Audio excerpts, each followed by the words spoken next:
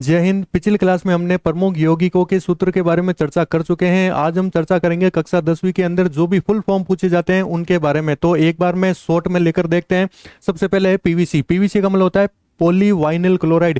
इसका पूरा नाम आप याद रखना। ये काम कहाँ आता है? ये काम आता है पाइप के अंदर। जो पाइप होते हैं पीवीसी के, जिनको आप मोड़ सकते हो, डाल सकते हो किसी भी आकार में, वो पीवीसी के पाइप होते हैं।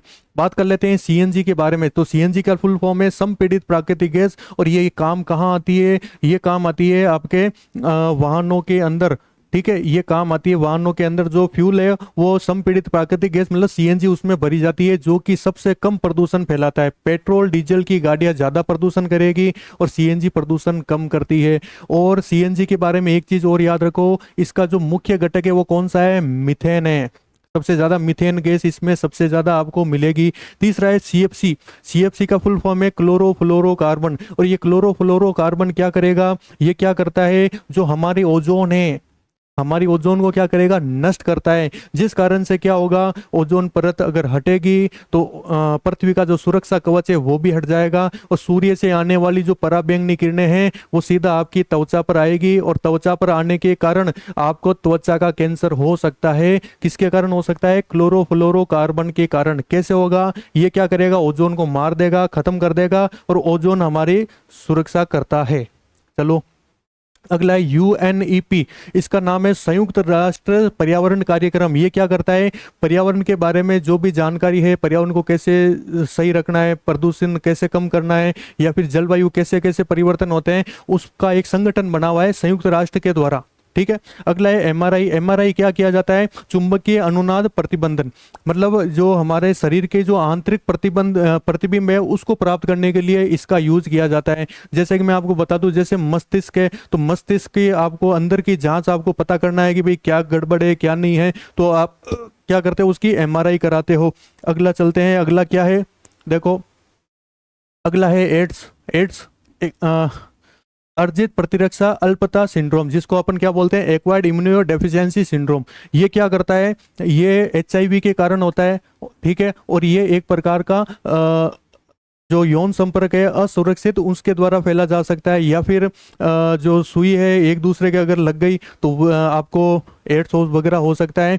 और अगला है एचआईवी। और इसका मेन जो वायरस है वो वायरस कौन सा है? एचआईवी वायरस के कारण ही एड्स होता है। अगला एचआईवी मानव प्रतिरक्षा अपूर्णता वायरस। ये क्या होता है आपको पता है? जैसे हमारे शरीर के अंदर जो प्रतिरक्षा है ये सबसे पहले जाकर किस पर अटैक करेगा? प्रतिरक्षा प्रणाली पर। और प्रतिरक्षा प्रणाली जैसे ही खत्म हो गई, कोई भी व्यक्ति एड्स से नहीं मरता है, वो मरेगा किस कारण से? या एचआईवी से नहीं मरता है, वो कैसे मरेगा? कि वो क्या करेगा? प्रतिरक्षा तंत्र को खत्म कर देगा। और बाद में जो छोटा सा भी जो निमोनिया है या फिर छोटा सा भी जो वायरस है या जीवाणु है वो हमारे अंदर अटैक करेगा। और अटैक करते ही हमारा क्या हो जाएगा? बंटाधार।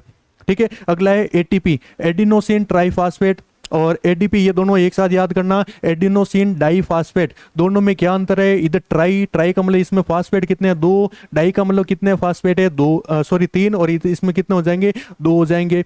एटीपी क्या काम करता है?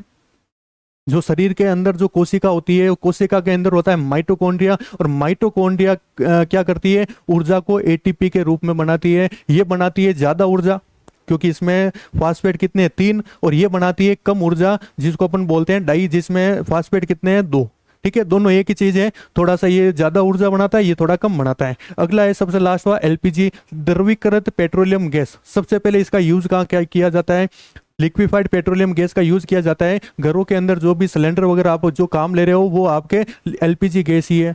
दूसरे बारे में बात कर लेते हैं, इसमें क्या होता है? तो इसमें ब्यूटेन गैस सबसे ज्यादा मात्रा में आपको देखने को मिलती है। और एक चीज और बता दूं कि एलपीजी के अंदर कोई भी गंध नहीं होती है, लेकिन उसमें क्या किया जाता है कि भाई एलपीजी लीकेज हो गई तो उसके लिए आप क्या करोगे? उसमें एक गैस मिला दी जाती है, एक प्रकार का पदार्थ मिला दिया जाता है जिसको बोलते हैं थायोल या मरकेप्टन मिला दिया जाता है। और वो जो गंध आती है ना वो मरकेप्टन या थायोल के कारण आती है।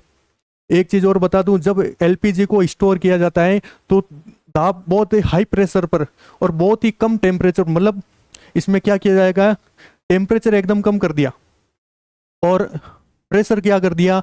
बढ़ा दिया। तभी तो वो जो एलपीजी है वो आपके सिलेंडर के अंदर दबी हुई रहेगी। द्रवीकृत मतलब उसको लिक्विफाइड किया हुआ है।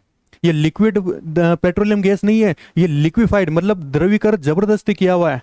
तो इसके बारे में आपको थोड़ा सा जानकारी मिल गई होगी। तो मैं आशा करता हूँ आपको ये टॉपिक समझ में आया होगा। अगर आए तो ठीक है, नहीं तो आप सीधा सीधा याद करते हुए चलना, सीधे नाम आप रट लेना। तो मिलते हैं अगली क्लास में, तब तक के लिए जय हिंद जय भारत।